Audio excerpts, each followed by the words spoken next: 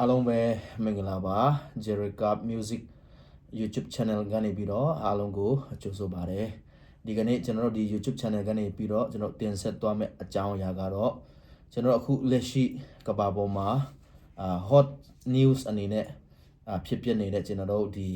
Iran American ဒီနိုင်ငံကြားမှာဖြစ်ပျက်နေတဲ့စစ်ပွဲအကြောင်းအဲ့ဒါတွေကိုကျွန်တော်တို့ဆွေးနွေးပြီးတော့ talk show တဘောအဖြစ်ကျွန်တော်တို့တင်ပြသွားမှာဖြစ်ပါတယ်ဒီကနေ့ကျွန်တော်အထူးဧည့်သည်ဖိတ်ကြားထားတဲ့ဆရာတော်ကတော့တိခါတော်ရဆရာတော်ပါစတာဦးမိုးခိုင်ပဲဖြစ်ပါတယ်ဆရာကြီးကနေပြီးတော့ကျွန်တော်ဒီကနေ့မှာဖြစ်ပျက်နေတဲ့ဒီစစ်ပွဲအကြောင်းနောက်ပြီးတော့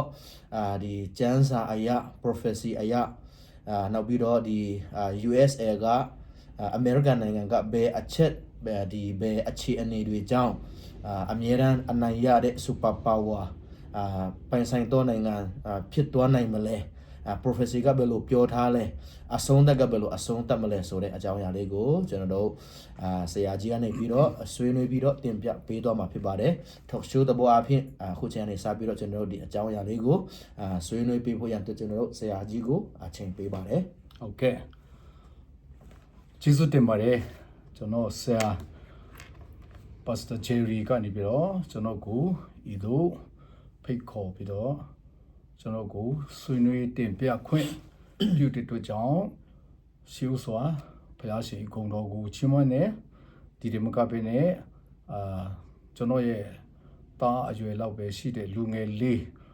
အမတမတွက်လက်ဖြတ်လက်တဲ့ဒီသားဆာဂျယ်ရီအတွက်လည်းအထူးဂုဏ်ယူတယ်ဒါကြောင့်ကျွန်တော်အနည်းငယ်မြန်မာလူဆွေးနွေးသွားပါမယ်ဒီကမ္ဘာလုံးကအခုချိန်မှာအမေရိကန်ကလောလောဆယ်မဟာအင်အားကြီးနိုင်ငံဖြစ်တယ်အဲ့ဒီအချိန်မှာဆိုဗီယက်ကအမေရိကန်ကိုနိုင်မှာလားတရုတ်ကအမေရိကန်ကိုနိုင်တော့မှာလားဒိုလောဒီရှိတယ်ဒီမကပဲနဲ့အခုချိန်မှာအီရန်နဲ့အမေရိကန်နဲ့တိုက်ခိုက်တဲ့ခါမှာလည်းပဲအီရန်ကအမေရိကန်များအနိုင်ယူတော့မှာလားမြောက်များစွာလူတွေကပြောဆိုကြတယ်တိုးတော်လည်းပဲကျွန်တော်အနေနဲ့ယခုချိန်မှာ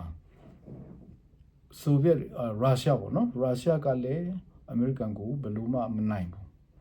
တရုတ်ကလည်းပဲအမေရိကန်ကိုဘယ်လို့မှမနိုင်ဘူးအီရန်ကလည်းအမေရိကန်ကိုဘယ်လို့မှမနိုင်ဘူးမြောက်ကိုရီးယားကလည်းမနိုင်ဘူးဘာကြောင့်လဲဆိုတော့ကျွန်တော်တို့ကျမ်းစာတမန်ကျမ်းစာမှာဘုရားသခင်ကကဘာကြီးရဲ့အချိန်စင်းကိုတီးချဆွဲထားပြီးသားဖြစ်တယ်ဘုရားသခင်ဆွဲထားတဲ့အချိန်စင်းထဲမှာဆိုရင်အမေရိကန်နိုင်ငံကနောက်ဆုံး super power နိုင်ငံဖြစ်မယ်မဟာအင်အားကြီးနိုင်ငံသူပဲဖြစ်မယ်နောက်ဆုံးမှာသူပဲအောင်မြင်မယ်နောက်ဆုံးမှာဒီဘုရားသခင်ရဲ့သားသမီးများကိုနှိပ်စက်ညှဉ်းဆဲမဲ့666ဆိုတာလည်းပဲသူပဲဖြစ်တယ်ကမ္ဘာနိုင်ငံများမှာနောက်ဆုံးအင်အားကြီးနိုင်ငံကအမေရိကန်ပဲဖြစ်မယ်အမေရိကန်ပြီးဆုံးအမေရိကန်နိုင်ငံကြအဆုံးပြီးတဲ့အခါမှာသခင်ခရစ်တော်ရဲ့နိုင်ငံတော်တည်ထောင်မယ်ဆိုတော့ကျွန်တော်တမန်ကျမ်းစာနဲ့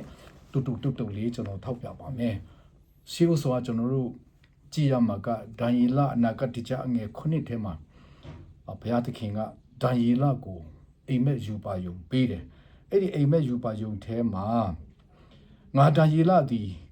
ညအခါအာယုံပြု၍မိုးကောင်းကင်လေမျက်နှာ၌လေတို့သည်မဟာသမုဒ္ဒရာပေါ်မှာအချင်းချင်းတိုက်ကြလျင်တဲ့အချင်းချင်းလေတိုက်တယ်တဲ့သမုဒ္ဒရာဆိုတာကရေဆိုတာကလူဒုကိုဆိုလိုတယ်လေတိုက်တယ်ဆိုတာကစစ်တိုက်ခြင်းကိုယုံရင်ခတ်ခြင်းစစ်တိုက်ခြင်းရှုပ်ထွေးခြင်းကိုဆိုလိုတယ်အဲ့တော့အဲ့ဒီချိန်မှာသူကြည့်တဲ့ခါမှာတဲ့တာရဲ့၄ကောင်ထွက်လာတယ်တဲ့ဒီလေတိုက်တဲ့ထဲမှာပြလို့ရှိရင်ဒီပင်လေသမုဒ္ဒရာကြီးလှုပ်ခတ်နေတဲ့ချိန်မှာကဘာကြီးတစ်ခုလုံးရှုပ်ရှက်ခတ်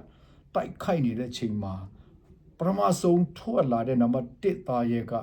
ချင်းတစ်အဲ့ချင်းတစ်ကိုဒံယေလကကြည့်လိုက်တဲ့ခါမှာအတိတ်ပဲသူပြန်တဲ့ခါမှာအရှင်မင်းကြီးဟာဒီချင်းတစ်နိုင်ငံချင်းတစ်ဖြစ်တယ်ပေါ့နော်သူပြောတယ်ဒါတော့တူကျွန်တော်ပြောသွားမယ်ဒုတိယထွက်လာတာကဝဲဝံ ဖြစ်တယ်တဲ့ဒီဝက်ဝင်နိုင်ငံကဘာဘလုံနိုင်ငံကိုအနိုင်ယူတဲ့ဝက်ဝင်ဆိုတာကမီဒိုပါရှားနိုင်ငံအခုခေတ်မှာဆိုရင်အီရန်မီဒီ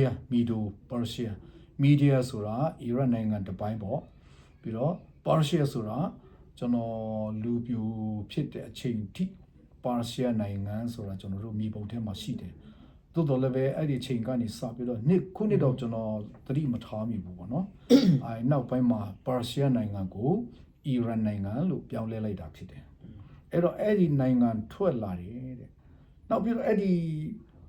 မီဒိုပါရှားနိုင်ငံကိုအနိုင်ယူတဲ့တတိယသားရဲချက်တစ်နဲ့တူတယ်တဲ့အဲချက်တစ်နဲ့တူတဲ့နိုင်ငံကဘာနိုင်ငံလဲဆိုတော့ဟိုမီဒိုပါရှားကိုအနိုင်ယူတဲ့နိုင်ငံကဂရိနိုင်ငံဖြစ်တယ်ဒီဂရိနိုင်ငံပြီးတော့တခါစတုဒ္ဓအသားရဲကဘာလဲဆိုတော့အမတမထူဆန်ကြောက်မဲ့ဖွယ်ကောင်းတဲ့တွေ့သမျှအသားကိုစားပြီးလို့ရှိရင်သူစားလို့မကုန်တဲ့အကျွမ်းအကြံကိုခြေထောက်နဲ့နင်းချပလိုက်တဲ့အထူးကြောက်စရာကောင်းသောသားရဲတဲ့အဲ့ဒီသားရဲကိုကြတော့ကျွန်တော်တို့ဒီယောမနိုင်ငံပဲလို့ဒါသိပဲပြန်ထားတယ်အဲ့တော့ကမ္ဘာပေါ်မှာလည်းပဲဘာဘလုံပြီးလို့ရှိရင်မီဒိုပါရှားပြီးလို့ရှိရင်ဂရိပြီးလို့ရှိရင်ရိုးယောမပေါ့နော်လေးနိုင်ငံပေါ်လာခဲ့ပြီအဲ့ဒီစတုတ္ထသားရဲကတဲ့ဂျိုဆယ်ချောင်းပါတယ်ဆိုတာယောမနိုင်ငံကတချိန်တစ်ခါတော့10နိုင်ငံကွဲသွားတယ်အဲ့တော့ဒါဥရောပတိုက်မှာရှိတဲ့ကျွန်တော်တို့အခုလွယ်လွယ်ကူကူပြောမယ်ဆိုရင်ဂျာမနီနိုင်ငံတို့လူပြင်သစ်နိုင်ငံတို့လူအင်္ဂလန်နိုင်ငံတို့လူတန်လူမှာကြောတဲ့နိုင်ငံတွေပြီးတော့ပြောင်းတဲ့နိုင်ငံငယ်လေးတွေဆွစ်ဇာလန်တို့လူလက်ဆင်ဘာတို့လူပိုလန်နိုင်ငံတို့လူနောက်တခြားဟိုအခုဆိုရင်တော့မာကက်ဒိုနီးနိုင်ငံတို့လူကိုဆိုဗိုနိုင်ငံတို့လူခရိုအေးရှားနိုင်ငံတို့လူတတိလီဒီမြောက်များစွာကွဲထွက်သွားတယ်အဲ့ဒါကဘုရားသခင်ကနိုင်ငံကွဲသွားတယ်ဆိုတာကဘုရားသခင်ရဲ့ပယောဖက်စကားအနာဂတ်စကားအဖြစ်ပြည့်စုံခြင်းဖြစ်တယ်ဆိုတာကျွန်တော်တို့ရှင်းစွာသိဖို့လိုအပ်တယ်အဲ့တော့ဒီနိုင်ငံ၄နိုင်ငံကိုဘုရားသခင်ကကြိုတင်ပြီးတော့ဟောထားတယ်အဲ့ဒီသူဟောထားတဲ့အတိုင်းပဲရှီတုံးကဘာဘလုံဖြစ်ပျက်ခဲ့တယ်ဘာဘလုံတကိုးကြီးခဲ့တယ်ဘာဘလုံနိုင်ငံကိုဆိုရင်ရွှေနိုင်ငံရွှေခေတ်လို့တောင်ခေါ်ဝေါ်လို့ရှိတယ်ဘာဘလုံပြီးတော့ဗာတက်လာလဲဆိုရင်တဘာဝတမိုင်းအရာပထဝီအရာတက်လာတာကဒီမီဒိုပါရှားနိုင်ငံအီရတ်နဲ့အီရန်ပေါင်းတဲ့နိုင်ငံပဲဖြစ်တယ်အဲ့တော့အီရန်နိုင်ငံရဲ့ကောင်းဆောင်ကြီးတဲ့ဘသူတို့ဆို Cyrus တို့ Darius တို့ Cambyses တို့ပြီးတော့ Esther ဘေးမှာခေတ္တကဆိုရင် Ahasuerus တို့လို့ပေါ့နော်အဲ့ဒါတွေကတက်လာတယ်အဲ့ဒီနောက်မှာတက်လာတဲ့နိုင်ငံကဘာလဲဆိုရင်ဒီ Greek နိုင်ငံ Alexander the Great ကအသက်30နှစ်ထိအိန္ဒိယနိုင်ငံအထိစစ်တိုက်တယ်နိုင်သွားတယ်အိန္ဒိယပင်လယ်ရောက်သမုဒ္ဒရာရောက်တဲ့ခါမှာကမ်းခြေရောက်တဲ့ခါမှာသူကြည့်ပြီးတော့သမုဒ္ဒရာကိုသူကမသွားနိုင်တော့တဲ့တော့စစ်တိုက်ဆရာကုန်သွားလို့ဆိုပြီးတော့ငိုတယ်လို့တောင်းပြောထားတယ်ရာဇဝဲမှာကျွန်တော်တွေ့ထားရတယ်အဲ့တော့ဒီ Greek နိုင်ငံပြီးလို့ရှိရင် Greek နိုင်ငံနောက်ပိုင်းမှာတက်လာတဲ့နိုင်ငံပါလို့ဆိုရင်ယောမနိုင်ငံပဲဖြစ်တယ်ယောမနိုင်ငံဘယ်လောက်ထိတကူကြီးမှတယ်လဲဆိုတော့တခင်ခရစ်တော်မွေးဖွားတဲ့အချိန်ထိကိုသူတို့တကူအာနာဆက်ကိုကင်တွယ်နိုင်တဲ့နိုင်ငံဖြစ်တယ်အမတန်ရက်ဆက်တယ်လူကိုတတ်တယ်ဆိုရင်တော့မှလက်ဝါးကတိုင်ပေါ်မှာအမျိုးမျိုးညင်းဆဲနှိပ်စက်ရိုက်နှက်ပြီးတော့တပ်ဖြတ်တဲ့နိုင်ငံအမတန်မှကြမ်းတမ်းတဲ့နိုင်ငံဖြစ်တယ်သူကိုတရုတ်ဆောင်ထားတဲ့တားရက်ကလည်းကျန်းစာထဲမှာနော်ဒါဟီလကဘလူပြောတယ်ဆိုအမတန်မှကြမ်းတမ်းသောအမတန်မှကြမ်းတမ်းရက်ဆက်ခက်ထန်သောတားရဲတဲ့ဒီမှာခွန်အားနဲ့ပြည့်စုံ၍အလွန်ကြောက်မဲ့ဖွယ်ကောင်းသောစတုတ္ထသားရဲဒီထင်ရှားကြီးစွာသောတန်သွားလည်းရှိ၏တဲ့တန်သွားနော်ကိုက်စားချိုးဖဲ့၍ကျွင်းသောအရာကိုခြေဖြင့်နင်းချ၏သူသည်အရင်သားရဲရှိသမျှတို့ထက်ထူးခြား၏ဂျိုဆယ်ချောင်းလည်းရှိ၏တဲ့ဆိုတော့ဒီနိုင်ငံကအမတန်ကြမ်းတမ်းခက်ထန်နေအဲ့ဒီကြမ်းတမ်းခက်ထန်လာတဲ့ယောမနိုင်ငံရဲ့အရှိန်အာဏာရှိတဲ့အချိန်မှာယေရှုခရစ်တော်လည်းပဲအပြစ်သူပြစ်သားများအတွက် အသေးခံဖို့ရလောကကိုဆင်းကြွတဲ့အခါမှာဒီယောမစစ်သားများရဲ့ရိုက်နှက်ညင်ပန်းနှိပ်စက်ကန်ကြောက်ထိုးကြိတ်ခြင်းကိုခံရတယ်ဆိုတာဘယ်သူကမှညင်လို့မရဘူးကျွန်တော်အားလုံးသိပြီးသားဖြစ်တယ်နော် The Passion of Christ ဆိုတဲ့ကျွန်တော်တို့ video clip ကိုကြည့်လိုက်တာနဲ့ဒီယေရှုရဲ့ခံစားချက်ဒါတွေကယောမတွေရဲ့လို့ရိုးထုံးစံဖြစ်တယ်လက်ဝါကတိုင်ပေါ်မှာလူကိုတတ်ပြီးတော့နှိပ်စက်ညင်ဆဲတဲ့ကန်ကြောက်တဲ့ထိုးကြိတ်တဲ့ရိုက်နှက်တဲ့ဆိုတာကဘယ်သူကမှညင်လို့မရဘူးဒါယောမနိုင်ငံဖြစ်တယ်အဲ့နောက်ပိုင်းမှာကျန်းစာကဘယ်နိုင်ငံမှမပြောတော့ဘူးမပြောရတဲ့အတွက်ကြောင့်ဘာနိုင်ငံမှကြီးကြီးကျယ်ကျယ်ကဘာကိုမတုံလှုပ်စီနိုင်တော့ဘူးအင်္ဂလိပ်နိုင်ငံရဲ့ Emperor နိုင်ငံတို့ပြင်သစ် Emperor နိုင်ငံတို့ Portuguese Emperor နိုင်ငံတို့ဘာလို့ဆိုအနေအကျဉ်းတော့ပေါ်တယ်ဒါမဲ့ဒါတွေကကဘာကိုဘာမှမတုံလှုပ်စီနိုင်တော့တစ်ချိန်တစ်ခါကပရမတ်ကဘာစစ်ဒုတိယကဘာစစ်မှာလည်းပဲဂျာမနီနိုင်ငံကကဘာကိုတော်တော်ကိုတုံလှုပ်စီပေမဲ့ဒါဂျာမနီဟစ်တလာဒုတိယကဘာစစ်မှာဆိုရင်ဟစ်တလာတည်ဆုံးသွားတာနဲ့ဒါကုန်သွားတာပဲဂျပန်ခေတ်တော့လေဂျပန်နိုင်ငံကကဘာတော်တော်တုံလှုပ်စီတယ်ဒါမဲ့ဒီဂျပန်ဝန်ကြီးချုပ်ကြီး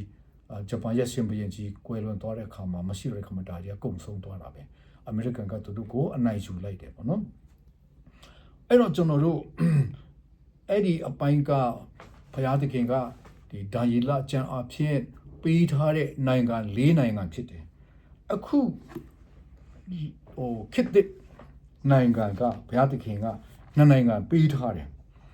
နှစ်နိုင်ငံပေးထားတယ်အဲ့ဒါဘယ်မှာတွေ့ရှိနိုင်လဲဆိုတော့ဒီဗျာဒိတ်ကျမ်းအခန်းကြီး73ထဲမှာတွေ့နိုင်တယ်ဗျာဒိတ်အခန်းကြီး73ထဲမှာဘုရားသခင်ကရှင်ယောဟန်ကိုဒီသားရဲနှကောင်ထပ်ပြီးတယ်ဒီသားရဲနှကောင်မှာပထမသားရဲကပါလဲဆိုတော့ရှင်ယောဟန်ကသူယူပါယုံမြင်မဲ့တယ်သူယူပါယုံထဲမှာပင်လေနား၌သဲပေါ်မှာငါရက်ယူသားရဲတကောင်ဒီကောင်းခုနှလုံးဂျိုးဆယ်ချောင်းနဲ့တကွဂျိုးပေါ်၌တရဖူဆယ်စုကိုစောင်းလျက်ကောင်းပေါ်၌လည်းဘုရားသခင်၏အသေးတော်ကိုရှုတ်ချသောနာမရှိလျက်ပင်လေထက်ကတက်သည်ကိုမြင်၏တဲ့နော်ပင်လေထက်ကနေပဲတက်လာတာဒီသားရဲကလည်းရှင်ယောဟန်မြင်မဲ့တဲ့သားရဲကကောင်းခုနှလုံးပါတယ်ဂျိုးဆယ်ချောင်းပါတယ်ဂျိုးပေါ်မှာတရဖူဆယ်စုကိုစောင်းထားတယ်ဖယားသခင်အသေးတော်ကိုရှုတ်ချသောနာမလည်းရှိတယ်တဲ့တော့သူကငါမြင်သောသားရဲ့သည်စတဲ့နဲ့တူ၏သူ၏ခြေသည်ဝန်ခြေကဲ့သို့ဖြစ်သူ၏နှုတ်သည်လည်းခြင်သည်နှုတ်ကဲ့သို့ဖြစ်၏တဲ့အဲ့ဒီသားရဲ့ကထူးဆန်းတယ်ကိုလုံးကစတဲ့ကိုလုံးရခြေတောက်ကဝန်ခြေတောက်ခေါင်းကခြင်တဲ့ခေါင်းဆိုတော့ကျွန်တော်ရဲ့ဒီတရားနာပရိသတ်များသိချစဉ်းစားကြည့်လိုက်ခေါင်းကချင်းတိခေါင်းဆိုတာဘာလဲဘာဘလုံနိုင်ငံကိုပုံဆောင်တဲ့ချင်းတိကြီးခြေတော့ကဝန်ချီဆိုတဲ့ခါကျတော့ဒီဒုတိယနိုင်ငံပါလဲဆိုရင်မီဒိုပရက်ရှ်နိုင်ငံကဝက်ဝင်ဖြစ်တယ်ပြီးတော့သူ့ရဲ့ကိုလုံးကစတစ်ဆိုကြရတာတတိယနိုင်ငံဖြစ်တဲ့ဂရိနိုင်ငံဖြစ်တယ်ဂျိုးဆယ်ချောင်းဆိုတဲ့ခါမှာစတုတ္ထသားရဲကယောမဖြစ်တယ်စတုတ္ထသားရဲဟာ10နိုင်ငံကွဲသွားတယ်ဆိုတဲ့အတိုင်းပဲအဲ့ဒီသားရဲကလည်းပဲ10နိုင်ငံကွဲသွားထားတဲ့ဥရောပတိုက်ကနိုင်ငံတွေဖြစ်တယ်ဆိုတော့ဒါလည်းရှင်းရှင်းလေးပဲသို့တော်လည်းပဲဒီသားရဲကအဲ့ဒီခုနပြောထားတဲ့ဘာဘလုံတွေမီဒိုပါရှားတွေပြီးတော့ Greek တွေယောမနိုင်ငံတွေရဲ့အယူဝါဒအလုံးကိုခံယူထားတဲ့ကင်တွယ်ထားတဲ့အမတမကြီးမားသောနိုင်ငံတိုင်းဖြစ်တယ်။အဲ့ဒီနိုင်ငံကဘာလဲဆိုတာကျွန်တော်တို့သိဖွင့်ရလိုအပ်တယ်။အဲ့ဒီကောင်ကတော့ဒီထက်မှာဆိုလို့ရှိရင်ဖယားသခင်၏နာမတော်အသေးတော်ကိုရှုတ်ချသောနာမရှိတယ်တဲ့။သူကနဂါးဒီမိမိတကိုးနဲ့မိမိပလင်ကို၎င်းကြီးစွာသောအာနာဆက်ကို၎င်းတာရဲနဲ့အလီတဲ့။အဲ့ဒီတာရဲခုနတရိษံ၄မျိုးပေါင်းစပ်ထားတဲ့သားရဲကိုတဲ့နဂါကနေပြီးတော့သူ့ရဲ့ရာစပလေနဲ့သူ့ရဲ့အာနာကိုအနှင်းနေဆိုတဲ့ခါကျတော့နဂါဆိုတာတော့ကျွန်တော်တို့သိပြီးသားပဲယောမနိုင်ငံရဲ့နိုင်ငံတော်တရိษံကနဂါဖြစ်တယ်ဥပမာကျွန်တော်တို့ချင်းလူမျိုးတော့အောက်ချင်းငှက်ပေါ့ American နိုင်ငံဆိုရင်တိတ်ငှက်ယောမနိုင်ငံကနဂါစသဖြင့်ပေါ့နော်ဆိုတော့ယောမနိုင်ငံကနဂါဖြစ်တဲ့အတွက်ကြောင့်ဒီယောမနိုင်ငံကဒီနဂါကနေပဲသူ့ရဲ့ယာစပလင်ကိုအပ်တယ်သူ့ရဲ့တကိုးကိုအပ်တယ်ဆိုတာယောမနိုင်ငံကဘယ်သူကိုတကိုးအပ်တယ်လဲဆိုရင်ကျွန်တော်တို့သိတဲ့အတိုင်းပဲယောမအသင်းတော်ကိုသူတို့ကယောမအသင်းတော်ကိုယောမနိုင်ငံကနေပြီးတော့ဘာအနှင်းတယ်လဲအခုယောမအသင်းတော်နေထိုင်နေတဲ့ Vatican City ဆိုတာယောမနိုင်ငံရဲ့ရုံးတော်ဖြစ်ရတဲ့ယောမအသင်းတော်ကိုယောမနိုင်ငံကပြီးတော့အနှင်းထားတယ်ပြီးတော့ဒီယောမရှင်ဘုရင်ကလည်း Istanbul ဆိုတဲ့နေရာမှာ Constantinople လို့ခေါ်တဲ့အချိန်တော့အဲ့မှာတော့မြို့တစ်တီထောင်လိုက်တဲ့ခါမှာဒီယောမနိုင်ငံအီတလီနိုင်ငံဖက်မှာရှိတဲ့အာနာအကုံကိုယောမ Bishop ကြီးယောမတာတနာဂိုင်းချုပ်ကြီးကိုတော့အနှင်းထားတယ်ဒါကြောင့်ဒီကျမ်းစာတွေကအဲ့ဓာတွေကိုလည်းအားလုံးပေါ်ပြထားတယ်သူရဲ့အာနာကိုအကုန်လုံးအနှင်းထားတယ်ဆိုတော့အဲ့လိုအနှင်းချင်းခါရတဲ့နိုင်ငံကြီးတစ်နိုင်ငံဟာယောမအသင်းတော်ပဲရှိတယ်ဒီယောမအသင်းတော်ဟာအခုချိန်လဲတက်ရှိထင်ရှားနေတယ်ကဘာပေါ်မှာဘာသာကြီး၄-၅မျိုးရှိပါတယ်နံပါတ်1ဘာသာကြီးကခရစ်ယာန်ဘာသာကြီးပဲဖြစ်တယ်ခရစ်ယာန်ဘာသာဟာတန်ပေါင်း2000ကျော်ရှိတယ်အဲ့တန်ပေါင်း2000ကျော်ထဲမှာယောမအသင်းတော်ဟာဆိုရင်တန်ပေါင်း1000ကျော်ရှိတယ်ခရစ်ယာန်အားလုံးရဲ့တဝက်ကျော်ဒုတိယကမွတ်စလင်ဘာသာဖြစ်တယ်မွတ်စလင်ဘာသာတန်ပေါင်း900ကျော်မှာရှိတယ်ပြီးလို့ရှိရင်ဒီဟိန္ဒူဘာသာရှိတယ်ဟိန္ဒူဘာသာကတန်ပေါင်း900ဝန်းကျင်ရှိတယ်ပြီးတော့နောက်ဆုံးတစ်ခုကတော့ဘာသာကြီးမှာဗုဒ္ဓဘာသာဖြစ်တယ်ဗုဒ္ဓဘာသာတော့ကမ္ဘာပေါ်မှာတန်ပေါင်း900လောက်ပဲရှိတယ်အဲ့တော့ဒီဗုဒ္ဓဘာသာတို့ဟိန္ဒူဘာသာတို့ဒီမွတ်စလင်ဘာသာတို့ထက်ဒီခုနကျွန်တော်ပြောတဲ့ယောမအသင်းတော်ဟာလူဦးရေအဖြစ်တကိုးအာနာအဖြစ်ချမ်းသာခြင်းစီးစိမ်အဖြစ်ဆိုလို့ရှိရင်ပို့ပြီးတော့ချမ်းသာတယ်လူဦးရေကတန်ပေါင်း1000ကျော်ရှိတယ်ဆိုတော့ကျွန်တော်တို့ခုခေတ်မှာလူဦးရေကိုလေ့လာကြည့်တဲ့အခါမှာအဲ့လိုရှိတယ်ဒါကြောင့်ယောမအစိုးရယောမနိုင်ငံကနေအာနာအနှင်းတဲ့ဘာသာရေးအမတမတကိုးကြီးတဲ့ဘာသာဟာပါလို့ဆိုရင်ယောမအသင်းတော်ပဲဖြစ်တယ်ဆိုတာကျွန်တော်သိရှိရတယ်အဲ့ဒါဗျာဒိတ်ကျမ်းမှာရှင်ယောဟန်မြင်လိုက်တဲ့နိုင်ငံကြီးပထမနိုင်ငံဖြစ်တယ်ပထမသားရဲဖြစ်တယ်အဲ့ဒီနောက်မှာဒါကလည်းဘုရားသခင်ရဲ့ဆွဲထားတဲ့အစီအစဉ်ပဲဖြစ်တယ်ဘုရားသခင်ရဲ့အချိန်စရင်းပဲဖြစ်တယ်အဲ့နောက်မှာဘုရားသခင်ကလည်းနောက်ထပ်တစ်ခါပါပေးတယ်လေဆိုတော့နိုင်ငံတနိုင်ငံကိုထပ်ပေးတယ်အစီအချိန်စရင်းတစ်ခုကိုထပ်ဆွဲတယ်အဲ့ဒီဆွဲလိုက်တဲ့ဟာပါဆိုလို့ဆိုတော့ဗျာဒိတ်ကျမ်းအခန်း73အငယ်17မှာအခြားသောသားရဲတကောင်သည်တိုးတငယ်နဲ့တိုးတငယ်ဤဂျိုနဲ့တူသောဂျိုနှချောင်းရှိ၍နဂါကဲ့သို့စကားပြောလျက်မိကြီးတဲ့ကထွက်သည်ကိုငါမြင်၏ရှင်ယောဟန်ကဒီတိုးတငယ်ဤဂျိုပါတဲ့တိုးတငယ်နဲ့တူသောသားရဲတကောင်ဟာတဲ့မိကြီးတဲ့ကနေထွက်လာတယ်တဲ့အရင်သားရဲတွေကတော့ရေတဲ့ကနေထွက်လာတယ်ရေဆိုတာလူအုပ်လေတိုက်တယ်ဆိုတာကကျန်းစာမှာဘယ်နေရာမှမဆိုတကိုးအာနာတိုက်ခိုက်ခြင်းရုံရက်ခတ်ခြင်းဒါကိုဆိုလိုတယ်တချို့နေရာမှာလေဆိုတာဘုရားသခင်တကိုးတော်ကိုလည်းပုံဆောင်တယ်ဒါပေမဲ့ဒီအနာဂတ်ကျမ်းကမ္ဘာလောကနိုင်ငံများအကြောင်းပြောလိုက်တဲ့ခါမှာဆိုရင်ဒီလေကဘာပုံဆောင်တယ်လဲဆိုတော့ရုံရက်ခတ်ခြင်းစစ်တိုက်ခြင်းရှုပ်ထွေးခြင်းများကိုဆိုလိုတယ်သို့တော်လည်းပဲထူးထူးဆန်းဆန်းပဲဒီဗျာဒိတ်ကျမ်း73ထဲမှာရှိတဲ့ဒုတိယသားရဲကလှိုင်းလဲမရိုက်ခတ်ဘူးရေလည်းမရှိဘူးရေမရှိဘူးဆိုတဲ့ခါမှာလူမရှိဘူးလှိုင်းမခတ်ဘူးဆိုတဲ့ခါမှာလူဒီရုံရင်ခတ်တာဆုရှက်ခတ်တာမရှိဘူးလေလည်းမတိုက်ဘူးကြီးကနေထွက်လာတယ်တဲ့လူမရှိတဲ့နေရာကနေထွက်လာတယ်တဲ့သို့တော်လည်းပဲသူဒီနဂါကဲ့သို့စကားပြောတယ်နော်လေမတိုက်တဲ့နေရာရေမရှိတဲ့နေရာမြေကြီးကနေထွက်လာတယ်ဆိုတဲ့ခါကျတော့လူမရှိတဲ့နေရာကနေနိုင်ငံတစ်ခုပေါ်လာလိမ့်မယ်ဆိုလို့ချင်လိုက်တာအဲ့တော့ကျွန်တော်တို့က USA အမေရိကန်နိုင်ငံလို့အဲ့လိုပြောလိုက်တဲ့ခါမှာဘာကိုဆိုလို့တလဲဆိုတော့အမေရိကန်နိုင်ငံဆိုတာဟိုတုန်းကမြေကြီးရှိတဲ့လူမရှိဘူး Red Indian ဆိုတဲ့ဒီလူရိုင်းလေးတွေနေထိုင်တယ်သို့တော်လည်းပဲ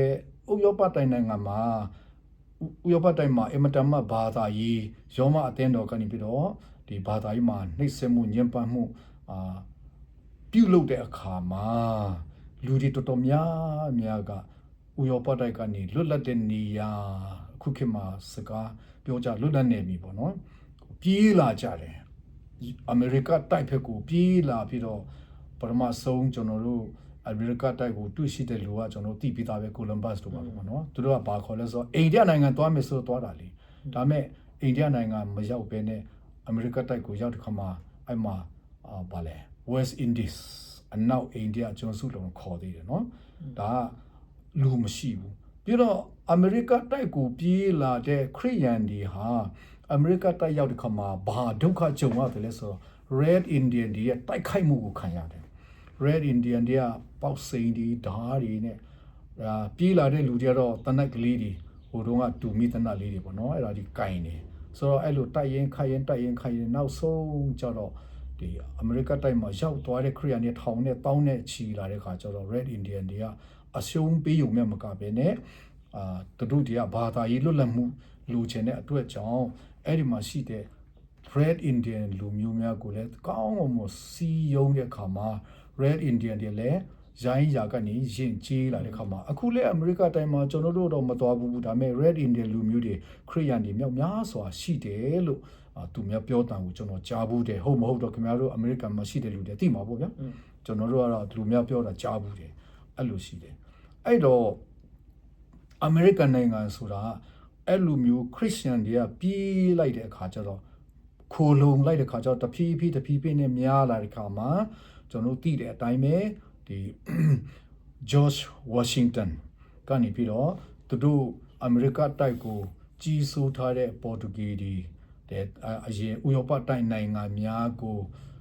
တော်လှန်ပုန်ကန်ပြီးတော့နောက်ဆုံးမှာလွတ်လပ်ရေးရလာခဲ့တယ်လွတ်လပ်ရေးရတဲ့ခါမှာသူတို့ရဲ့ပထမဆုံးသမ္မတကဘယ်သူလဲဆိုတော့ကျွန်တော်သိတဲ့အတိုင်းပဲ George Washington ဖြစ်တယ် George Washington ဆိုတာကလွန်ခဲ့တဲ့နှစ်200-300လောက်တုန်းကလူပါပဲမကြသေးဘူးအဲ့တော့ဒီခုနပြောသွားတဲ့ဒီ၄နိုင်ငံဘာဘလုံတို့မီဒိုပါရှားတို့ဂရိတို့ယောမတို့အဲ့ဒါဒီပြီးတဲ့ခါမှာဒီယောမအသင်းတော်ကြီးရဲ့နှိပ်စက်ညင်းဆဲချင်းချောက်ထွက်ပြေးလာတဲ့လူတွေဟာအမေရိကန်နိုင်ငံဒီမြေကြီးမှာနင်းလာပြီးတော့အဲ့မှာနေထိုင်တဲ့ခါမှာ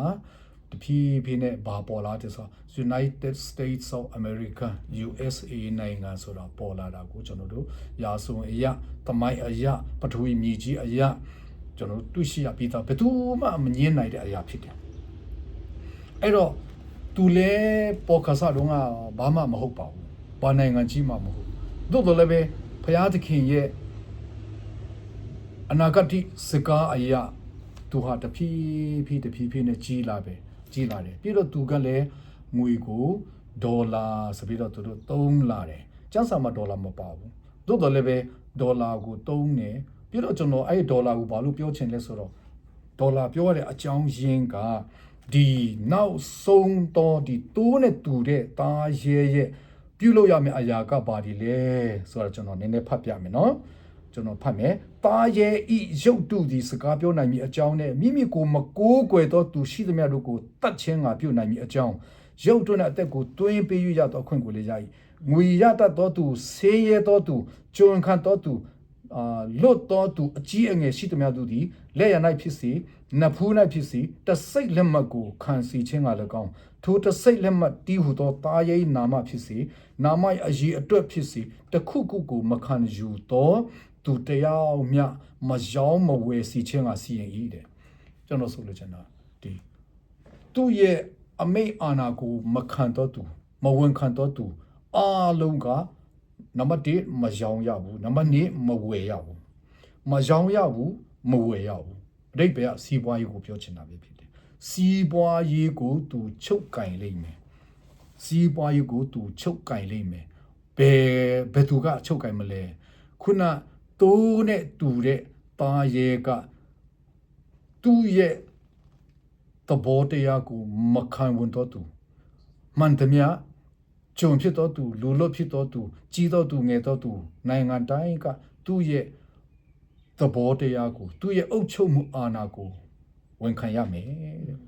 အဲ့လိုမဝန်ခံတော့သူစဉ်မရောင်ရဘူးတဲ့မဝယ်ရဘူးတဲ့ဆိုတဲ့ခါကျတော့ဟိုတုန်းကတော့ဘာမှမဖြစ်ပါဘူးတိုးတော်လည်းပဲဒုတိယကမ္ဘာစစ်ဖြစ်တဲ့ခါမှာတကဘာလုံးစီးပွားပြတ်သွားတယ်တကဘာလုံးစီးပွားပြတ်သွားတဲ့ခါမှာဒီကဘာပေါ်မှာရှိတဲ့နိုင်ငံ140ကျော်ကဝိုင်းဝင်ပြီးတော့ဆွေးနွေးတဲ့ခါမှာဒီ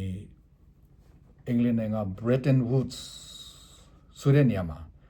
ဆွေးနွေးတဲ့ခါမှာဘာဆွေးနွေးခဲ့တယ်လဲဆိုတော့တကဘာလုံးကိုစီးပွားရေးမှာအဖွဲ့အစည်းတစ်ခုလုပ်မယ်ပြီးတော့ငွေကြီးတစ်ခုကိုသုံးမယ်စီးပွားရေးကိုချုပ်ကင်မယ်စီးပွားရေးကိုချုပ်ကင်မဲ့အခါမှာဘာငွေကိုသုံးမလဲဆိုတဲ့အခါကျတော့ American Dollar ကိုအသုံးပြုမယ်ဆိုတာနိုင်ငံပေါင်း140ကျော်ကနေပြီးတော့သဘောတူပြီးတော့လက်မှတ်ရေးထိုးထားတယ်တကဘာလုံးပေါ့ကျွန်တော်တို့မြန်မာနိုင်ငံတို့လူထိုင်းနိုင်ငံတို့လူဒါကြီးကတော့မပြောစလောက်တဲ့နိုင်ငံလေးတွေပါတကယ့်နိုင်ငံကြီးတွေအမေရိကန်နိုင်ငံတို့လူရုရှားနိုင်ငံတို့လူအဲ့တော့ဆိုဗီယက်နိုင်ငံပေါ့ပြီးတော့တရုတ်နိုင်ငံတို့လူအိန္ဒိယနိုင်ငံတို့လူဂျာမနီနိုင်ငံတို့လူအင်္ဂလန်တို့လူပြင်သစ်တို့လူတကယ့်နိုင်ငံကြီးထိတ်ကျဲနိုင်ငံကြီးတွေနဲ့နိုင်ငံငယ်ပေါင်း140ကျော်ကတကဘာလုံးကသဘောတူပြီးတော့တကဘာလုံးမှာအမေရိကန်နိုင်ငံဤဒေါ်လာကိုအသုံးပြုမယ်ဒါကိုအဓိကထားပြီးတော့အရင်တည်ပြီးတော့စီးပွားရေးကိုကင်တွယ်မယ်ဆိုတာအဲ့ဒီမှာသဘောတူညီချက်ထားတယ်တကဘာလုံးလည်းမထိုးထားတယ်အဲ့ဒီမှာကြည့်လိုက်တဲ့အခါမှာအမေရိကန်ဒေါ်လာကိုသူတို့ကလွန်ခဲ့တဲ့1940လောက်ကလေးကအဲ့လိုအရေးထားခဲ့ပြီးလွန်ခဲ့တဲ့နှစ်ပေါင်း80ကျော်ကနေပြီးတော့အဲ့ဒါနဲ့အမေရိကန်ဒေါ်လာကတဖြည်းဖြည်းနဲ့တန်ဖိုးကြီးလာတဲ့ခါမှာBRICS ဆိုတဲ့ BRICS Brazil B က Brazil R က Russia I က India ပြီးတော့ C က China S က South Africa ဒီ9နိုင်ငံကနေပြီးတော့ဒေါ်လာကိုမတုံးဘဲနဲ့ငါတို့ကိုဘာသာကိုဒီကိုနိုင်ငံနဲ့ကိုဒီကုန်ကြောင်းကုန်ဝယ်လုပ်မယ်ဆိုပြီးတော့တို့ BRICS ဆိုပြီးတော့အဖွဲ့အစည်းတစ်ခုဖွဲ့လာတယ်ဖွဲ့လာပြီးမဲ့အခုခေတ်မှာ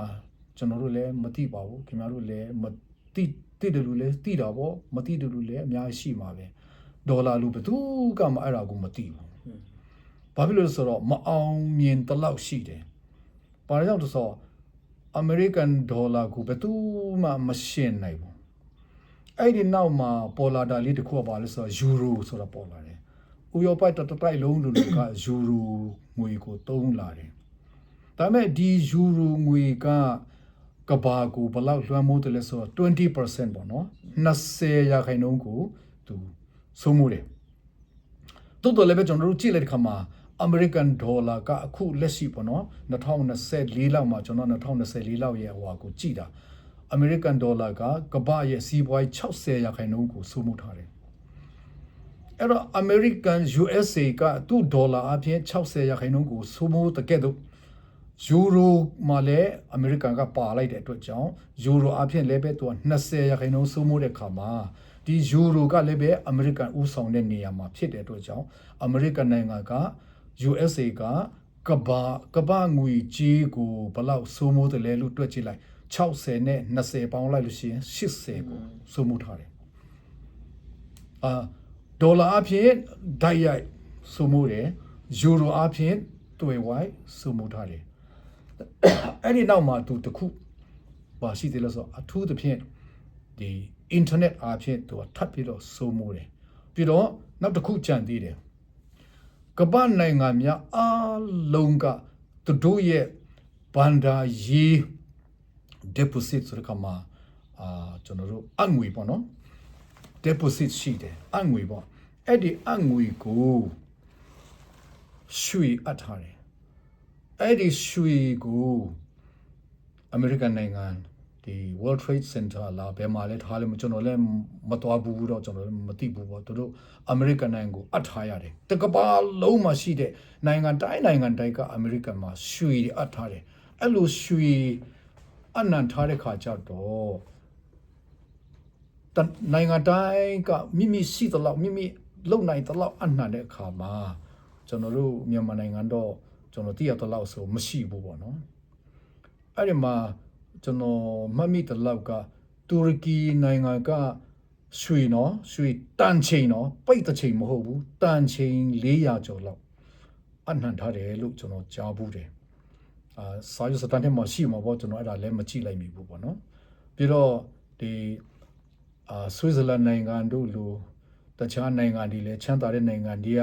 400 300အဲ့လိုအပ်ထားတယ်အဲ့မှာထင်ရှားအပ်ထားတဲ့လူတွေတချို့ကတော့ဒီအင်္ဂလန်နိုင်ငံတို့လိုရုရှားနိုင်ငံတို့လိုတရုတ်နိုင်ငံတို့လိုသူတို့တွေကရွှေတန်ချိန်2000အပ်ထားတယ်နော်ပိတ်တချိန်2000မဟုတ်ဘူးနော်တန်ချိန်2000နော်ကျွန်တော်မှတ်မိတယ်လို့ဒီရုရှားနိုင်ငံနဲ့တရုတ်နိုင်ငံဆိုရင်တန်ချိန်2000တန်2000နော်ပိတ်တန်2000မဟုတ်ဘူးတန်2000အပ်ထားတယ်နော်တရုတ်ဒီရုရှားဒီဘလောက်ချမ်းသာတယ်လဲဆိုတာကျွန်တော်တို့ကြည့်လိုက်မကောက်ဘူးဂျာမနီနိုင်ငံကတန်ချိန်3000အပ်ထားတယ်3000ရင်းနှီးထားတယ်တော့ဂျာမနီနိုင်ငံတို့လိုတော်တော်ချမ်းသာတယ်တရုတ်နိုင်ငံတို့လိုဒီရုရှားနိုင်ငံတို့လိုအမတန်ချမ်းသာတာပဲလို့ခင်ဗျားတို့ဆိုလိမ့်မယ်ဒါတွေမကောက်ဘူး USA နိုင်ငံကိုကတို့ရဲ့ဒီငွေအရက်အနှီးကရွှေတန်ချိန်8000အနံ့ထားတယ်3000နဲ့8000ဆိုခင်ဗျားတို့စဉ်းစားကြည့်လိုက်အမေရိကန်နိုင်ငံဘယ်လောက်ချမ်းသာတယ်လဲဒါကြောင့်အမေရိကန်နိုင်ငံဟာချမ်းသာမှုမှာဘယ်သူကမှလည်းရှင်လို့မရအောင်ဒီကိုအာဏာမှာလည်းဘယ်သူမှရှင်လို့မရအောင်နော်အဲ့တော့ဒီအမေရိကန်နိုင်ငံကဥမာကျွန်တော်တို့နိုင်ငံရင်းနဲ့ပြောမယ်ဆိုရင်စစ်အားမှာဆိုရင်လည်းလီယန်တင်တင်ဘောကျွန်တော်သိတယ်လို့ဆိုရင်17စီးရှိတယ်သူများနိုင်ငံကြီးကမရှိကြဘူးဟိုတရုတ်က2စီးလားရှိတယ်နော်မလားမသိဘူးရုရှားကလည်း1စီး2စီးရှိတယ်လို့ကြားဖူးတယ်ဒါမဲ့ကျွန်တော်လည်းဒါမသိကြဘူးဘာဖြစ်ဖြစ်အမေရိကန်နိုင်ငံကဒီလီယန်တင်တင်ဘောကို17စီးတောင်ပိုင်ဆိုင်ထားတယ်အဲ့ဒီလီယန်တင်တင်ဘောကြီးတွေနဲ့တကဘာလုံးကိုသူတို့ပတ်ချလဲပြီးတော့ထိန်ချုပ်နေတယ်အိန္ဒိယသမုဒ္ဒရာထဲမှာလည်းရှိတယ်လို့ကြားတယ်တောင်တရုတ်ပင်လယ်မှာလည်းရှိတယ်လို့ကြားတယ်အတ္တလန္တိတ်သမုဒ္ဒရာထဲမှာလည်းရှိတယ်လို့လည်းကျွန်တော်တို့ကြားတယ်ဒါတွေတော့ကျွန်တော်တို့ကြားတာတော့ပဲရှိတယ်မြင်လည်းမမြင်ဘူးသိလည်းမသိဘူးကြားဘူးတာတော့ပဲရှိတယ်မဟုတ်ရင်လည်းမဟုတ်ဘူးပေါ့ခွန်းလို့ပါသို့တော်လည်းပဲအလောက်ပိုင်ဆိုင်နိုင်တဲ့အမေရိကန်နိုင်ငံရဲ့ချမ်းသာမှုဆိုတာနည်းနည်းတော့မဟုတ်ဘူးအဲ့တော့ဘယ်နိုင်ငံကမှသူတို့ကိုရှင်လို့မရအောင်ဒါတွေမကဘူးသူတို့ကဘာအားလုံးတကဘာလုံးမှာရှိတဲ့ပန်ဒီအားလုံးကိုထိန်းချုပ်ထားတယ်ကျွန်တော်ဒီကနေ wave money ပို့လိုက်တယ်ဥမာ KPay ပို့လိုက်တယ်ဆိုလို့ရှိရင်တောင်မှကျွန်တော်အခုပို့တယ်ခုရောက်တယ်ဆိုတာအနည်းဆုံးကျွန်တော်တို့ဖုန်းထက်ကနေအင်တာနက်ကနေကဘာဌာနချုပ်အရင်ဆုံးရောက်တယ်အဲ့ကနေရွှေ့ဆိုပြီးတော့ကျွန်တော်တို့ရောက်လာတာဖြစ်တယ်အားလုံးသူတို့ကထိန်းနေဒီကနေပို့လိုက်တဲ့ဟာဟိုမှာသူတို့ဖန်ချုပ်ထားလို့လည်းရတယ်လုပ်လို့ရတယ်ဆိုတော့ဘာဖြစ်အမေရိကန်ကသူတို့ထိန်းချုပ်ထားတယ်ပြီးတော့သူတို့ရဲ့စကားကိုနားမထောင်တဲ့လူဆိုပါစို့ဥမာကဘာပေါ်မှာဆိုရင်ရုရှားနိုင်ငံတို့ဆိုရင်ပိတ်ဆို့ပလိုက်တာပဲနော်ရုရှားနိုင်ငံလည်းဘာမှမလုပ်တော့ဘူးဘာမှလုပ်လို့မရအောင်နော်ဟိုတခါတော့ကဒီဗင်နီဇွဲလားနိုင်ငံဆိုရင်လည်းဆိုလို့ရှိရင်လည်းသူတို့တဲမအုပ်ဖမ်းပလိုက်တာပဲနော်သူတို့နဲ့မတင်မမြတ်တဲ့နိုင်ငံဒီဆိုလို့ရှိရင်စီးပွားရေးပိတ်ဆို့ပလိုက်တယ်နော်ကျွန်တော်တို့ကြာတိရောက်တဲ့လောက်ဆိုရင်တရုတ်ပြည်ကိုပိတ်ဆို့လိုက်တာကိုတရုတ်ဒီဘလောက်ဒုက္ခရောက်သွားတယ်လဲဆိုတော့ခင်ဗျားတို့သတင်းထဲမှာခဏကြားဖို့ပါတယ်တရုတ်ကနိုင်မယ်ဆိုရင်တောင်မှလက်နဲ့အဖြစ်နိုင်သည့်တိုင်အောင်အမေရိကန်နိုင်ငံတော့ပါစီးပွားရေးပိတ်ဆို့လို့ရတယ်သူ့လက်ထဲမှာပဲရှိတယ်ထရမ့်ကဘယ်သူပါပြောရဲလို့လဲဘယ်သူမှမပြောရဘူးဟိုမှာဗင်နီဇွဲလားသမ္မတကိုထရမ့်ခတ်တီသွားဖမ်းတယ်ဟုတ်ဒီမဟုတ်ဒီသူဖမ်းပိုင်ဒီမပိုင်ဒီသူခတ်တီသွားဖမ်းတယ်ကဲ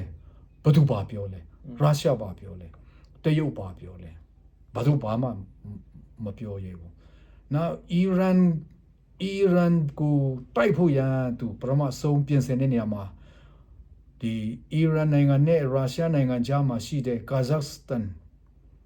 ဆိုတဲ့နိုင်ငံမှာအာဂျဘိုင်ဂျန်လည်းကာဇက်စတန်တင်ပါတယ်ကျွန်တော်မမလားမသိဘူးအဲ့ဒီနိုင်ငံကြားမှာရုရှားနဲ့ဒီအီရန်ကြားမှာနိုင်ငံတနိုင်ငံရှိတယ်အဲ့ဒီမှာသူကစစ်တပ်ကိုစီလွတ်လိုက်တယ်ရုရှားဘာမှမပြောဘူးသူဘာမှမပြောရဘူးနောက်ပင်လေကွေ့ထဲမှာသူတင်ဘောဒီစီလွတ်လာတယ်ရုရှားဘာမှမပြောဘူးတရုတ်လည်းဘာမှမပြောဘူးချမယ်ငါတို့ကအီရန်ဖက်ကနေပါမယ်ပြောလို့ဘာချလို့လဲဘာမှမချဘူးထရမ့်ကသူလှုပ်ချင်တာလှုပ်တာပဲဘုံကျဲချင်တာကျဲပလိုက်တာပဲတရုတ်ဒီပါပြောလို့လေရုရှားပါပြောလို့လေနောက်တော့အီရန်ကလည်းသူကရုရှားကိုအာကုတကြီးနဲ့ပြောဆိုတဲ့ခါမှာဒါပူတင်ကငါတိုက်မယ်ငါကိုမင်းတော့ဘာညာအဲ့လိုဝင်တိုက်တာမရှိပါဘူးသူပြောလိုက်တဲ့စကားတချို့ကနိုင်ငံရေးဝေဖန်တဲ့လူတွေက I will not fight with Trump လို့ပြောချင်တာတဲ့အဲ့လိုတိကျတော့မပြောပေမဲ့အဲ့ဒီလူပြောချင်တာပါတဲ့အဲ့လိုဝေဖန်တဲ့လူသုံးသပ်တဲ့လူတွေမြောက်များစွာရှိတယ်ဒါကြောင့်ကမ္ဘာပေါ်မှာသူများအမတမအာကိုရတဲ့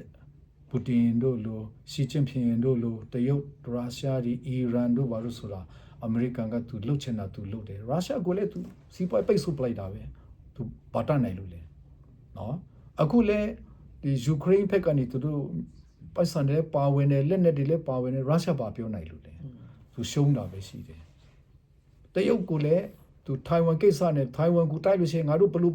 လုပ်မယ်နော်ဘာညာပြောတယ်တရုတ်ကဘာလုပ်လို့လဲဘာမှမလုပ်ရဲပါဘူးတရုတ်ကလည်းပြောမယ်ဆိုရင်လေကြီးပဲသူစီးပွားရေးအပြတ်မခံဘူးဒါပဲသူစီးပွားရေးလုံးဝအပြတ်မခံဘူးထရမ့်ကလည်းသူစီးပွားရေးအတွက်ပဲသူလုပ်တာဒါကြောင့်ကဘာဟာဆိုလို့ရှိရင်အခုနောက်ဆုံးမှာလက်နက်တွေနဲ့ဘုံတွေနဲ့ကျဲပြီးတော့တကဘာလုံးစစ်ဖြစ်မယ်ဆိုတာကျန်းစာမှာမပြောထားဘူးဘာလဲဆိုတော့ကျန်းစာပြောထားချက်အရာကဒီစီးပွားရေးပဲဒီနောက်ဆုံးသားရဲဖြစ်တဲ့တိုးနဲ့တူသောသားရဲကသူ့ရဲ့အမည်နာမသူ့ရဲ့တကူအာနာမကိုဝန်ခံတဲ့မဝန်ခံတဲ့လူရှိခဲ့လို့ရှိရင်တဲ့သူကကိုလို့အရေးယူမယ်တဲ့မရောင်းရဘူးတဲ့မဝယ်ရဘူးဆိုတာစီးပွားရေးလုပ်လို့မရဘူးနောက်မှာကျွန်တော်တို့ဥပမာစနေအသင်းတော်တို့เนาะမျိုးလဲချင်းအသင်းတော်တို့Sunday မဆောင်လို့ဆိုပိတ်ဆို့လိုက်တာတည်ရောဟုတ်တယ်မလားပိတ်ဆို့လို့ရတယ်ဘာဖြစ်လို့ပိတ်ဆို့လို့ရတယ်လို့ကျွန်တော်ပြောတယ်လဲဆိုတော့ American မှာရှိတဲ့ပြည်နယ်ပေါင်း90ထဲမှာတချို့က Trump ကိုတောင်းဆိုနေပြီSunday ဥပဒေစနေတင်ဒီပြောနေတဲ့ Sunday law ဆိုတာထုတ်ပေးပါလို့တောင်းဆိုနေပြီတော်တောင်းဆိုနေပြီ Sunday law ဘယ်လိုထုတ်မှာလဲဆိုတော့ Sunday နေ့တရက်တည်းပဲနားမယ် Sunday နေ့မနာတဲ့လူစနေနေ့ရုံးတက်တဲ့လူ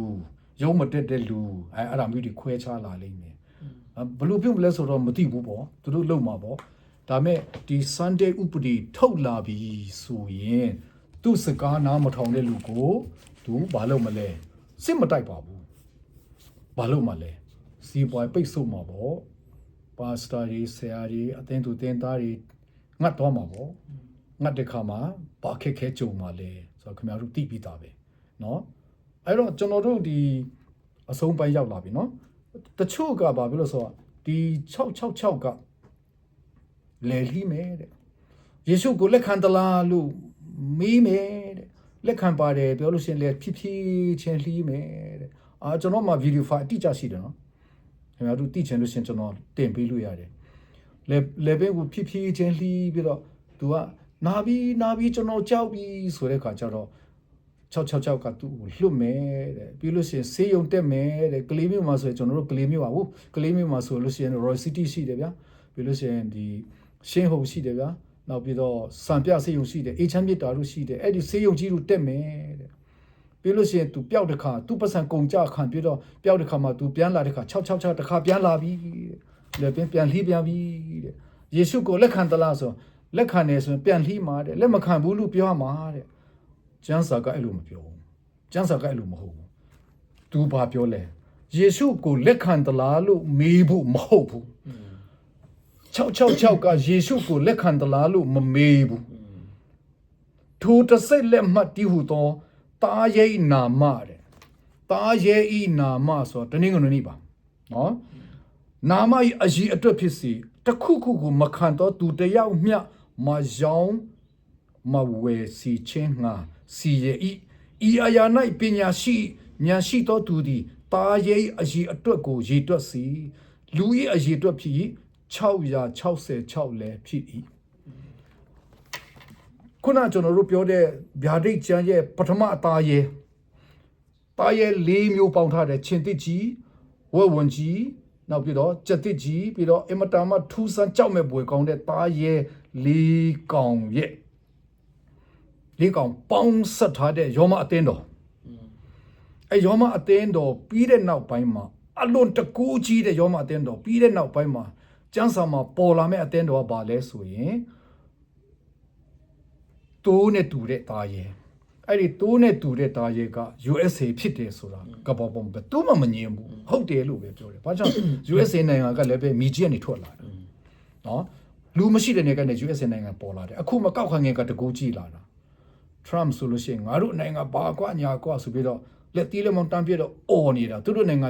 ဖြစ်လာတာနှစ်ပေါင်း900မကျော်သေးဘူးခဏနည်းနည်းပဲအသက်ငယ်ငယ်လေးပဲရှိသေးတယ်အီဂျစ်နိုင်ငံတို့ဆိုရင်ကဘာပေါ်မှာဟိုးမောရှိခစ်ကြတဲ့အီဂျစ်နိုင်ငံဆိုတာပေါ်လာခဲ့ပြီးဒါပေမဲ့သူခစ်တော့ခါတော့ကသူတကူဘလောက်ကြီးကြီးအခုမှအီဂျစ်နိုင်ငံတို့ဆိုတာဘယ်လိုစိလောက်ပဲမြင်တယ်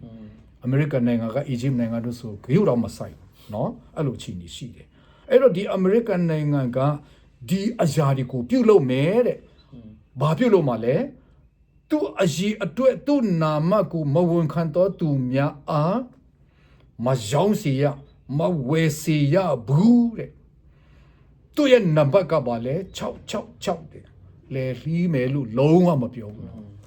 လေလီးလည်းမလုံးဝမပြောဘူးမယောင်းရမဝဲရတာပဲကိုသူကတားဆီးမယ်တဲ့ဆိုတဲ့ခါကျတော့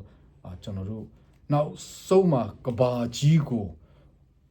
စီးပွားရေးအဖြစ်အုပ်ချုပ်မဲ့ထိန်းချုပ်မဲ့ပုံကောဘယ်သူလဲဆိုရင် USA ဖြစ်တယ်အမေရိကန်နိုင်ငံပဲဖြစ်တယ်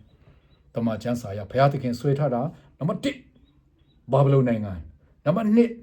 မီဒိုပါရှန်နိုင်ငံနံပါတ်3ဂရိနိုင်ငံနံပါတ်4ယောမနိုင်ငံနံပါတ်5မှာဟိုဒီတာရဲ4မျိုးစလုံးပေါင်းတဲ့ယောမအသင်းတော်ဒါပြီးလို့ရှိရင် USA နိုင်ငံဒါပဲရှိတယ်အဲ့တော့ဒီ USA နိုင်ငံပြီးလို့ရှိရင်ကဘာကြီးကုံဆုံးသွားတဲ့ခါမှာယေရှုခရစ်တော်ကြွလာတဲ့ခါမှာယေရှုခရစ်တော်နိုင်ငံကထာဝရအစဉ်အဆက်တည်မြဲသွားလိမ့်မယ်ဆိုတော့ကျွန်တော်အနေနဲ့ဒီနေ့ဒီလောက်နဲ့ပဲကျွန်တော်ဒီကုံချုပ်ပါမယ်ကျွန်တော်ပြောဆိုတဲ့အဲမှာနည်းနည်းလေးလွန်သွားတာတို့ကြမ်းတမ်းသွားတာတို့ဘာလို့ရှိခဲ့လို့ရှိရင်ကျွန်တော်ကိုခွန်လပေးပါနားလေပေးပါဘယ်သူကိုမှကျွန်တော်အနေနဲ့အပုတ်ချခြင်းလို့မဟုတ်ဘဲနဲ့ကျမ်းစာထဲမှာရှိတဲ့အတိုင်းပဲကျွန်တော်တင်ပြခြင်းဖြစ်တယ်ကျွန်တော်အမြင်အတိုင်းဒီကျမ်းစာမှာရှိတာကိုတင်ပြခြင်းဖြစ်တယ်အားလုံးတောက်ပါဗျာကောင်းချီးပေးပြီးတော့ယေရှုခရစ်တော်နိုင်ငံတည်တဲ့အခါမှာယေရှုခရစ်တော်ရဲ့နိုင်ငံတော်၌